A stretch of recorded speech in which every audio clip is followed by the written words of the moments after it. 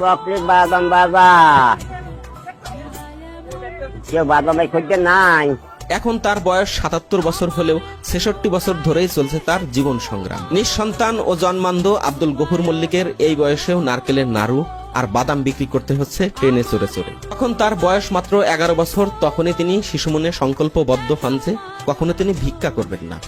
প্রথম জীবনে নিজেই নারকেল গাছে উঠে অন্যের নারকেল নামিয়ে দিয়ে যে কয়টি নারকেল পেতেন তা দিয়েই নারকেলের নাড়ু বানিয়ে বিক্রি করতেন।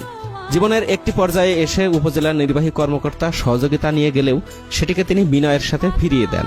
তিনি কখনো চাননি দুহাত পেতে কারো কাছ থেকে ভিক্ষা গ্রহণ করতে। জীবন নিয়ে যাদের শত অভিযোগ, প্রাপ্তি আর অপ্রাপ্তির হিসাব মিলাতে পারেন না, তাদের জন্য আব্দুল গফুর মল্লিক হতে পারে একটি সাহস ও অনুপ্রেরণার গল্প।